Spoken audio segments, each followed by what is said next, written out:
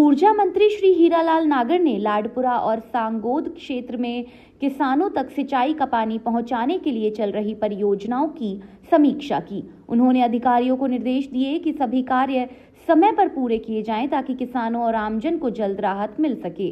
जल संसाधन विभाग की बैठक में मंत्री नागर ने अधूरे कार्यों को शीघ्र पूर्ण करने पर जोर दिया। साथ ही गर्मी को ध्यान में रखते हुए पेयजल संकट से निपटने के लिए भी अधिकारियों को आवश्यक दिशा निर्देश दिए। उन्होंने कहा कि जरूरत पड़ने पर टैंकरों के माध्यम से भी पानी उपलब्ध कराया जाएगा। देखिए, सिंचाई परियोजनाओं को लेकर के जो बड़े प्रोजेक्ट चल रहे हैं, जिसमें परवन प्रोजेक्ट है जिसका फर्स्ट फेज चल रहा है, उसके अलावा परवन प्रोजेक्ट का एक दूसरा फेज भी है।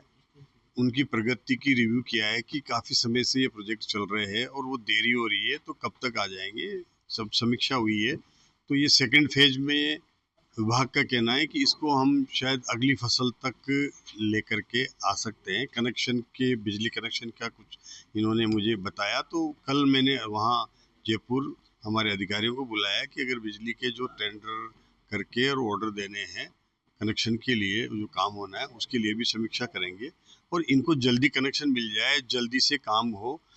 जहाँ जहाँ देरी हो रही है उसके लिए भी अधिकारियों से बात हुई है और उसके लिए जो भी इनको किसी तरह की कोई प्रशासनिक सहायता आवश्यक है तो वो भी मुहैया कराने के लिए बोला है। लेकिन ये काम जल्दी होना चाहिए ताकि किसानों को अगले साल तक ये हमारा परवन का पानी खेतों में पहुंच सके, ऐसा मैंने इनको टारगेट दिया है।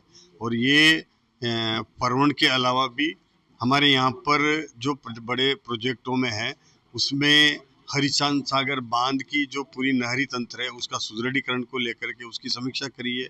इसी तरह से हमारा जो ये आलनिया बांध का जो पूरा सिंचाई क्षेत्र है वहाँ भी सुदृढ़ीकरण और उसके अलावा 100 करोड़ का और प्रोजेक्ट जो स्वीकृत हुआ है, जिससे कि आलनिया के कमांड क्षेत्र और उसके आसपास का जो टाइट कमांड है जहाँ पानी नहीं जाता है उस क्षेत्र को भी उससे जोड़ करके और हमारी जो चंबल की नहर से पानी लिफ्ट होगा और उसके द्वारा आलनिया बांध के बचे हुए क्षेत्र को पानी मिलेगा। उसके लिए 100 करोड़ का प्रोजेक्ट स्वीकृत होता है, उसकी समीक्षा करिए।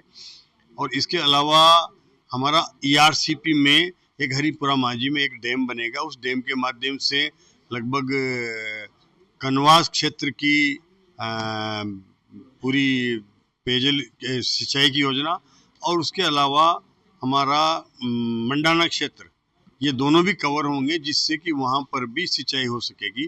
पूरे मंडाना क्षेत्र और पूरे कनवास क्षेत्र की भी समीक्षा करिए और उसमें कोई एरिया छूट नहीं जाए ताकि 100% एरिया को हम सतही जल के माध्यम से सिंचाई करना चाहते हैं और उसके लिए वो सारी समीक्षा हुई है।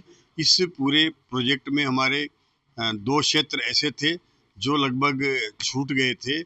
एक है हमारा कुंदनपुर पंचायत क्षेत्र के पास में राजगढ़ और मंडिता का, उसको भी परवन की हमारी चंबल की नहर से लेने के लिए 57 करोड़ रुपए का प्रोजेक्ट बना दिया है जो कि सेंटर को गया है और उसमें 100 हेक्टेयर जो पानी 2500 हेक्टेयर का जो क्षेत्र छूटा हुआ है उसको भी उसमें सम्मिलित कर लिया है, तो उसको भी सिंचाई होगी।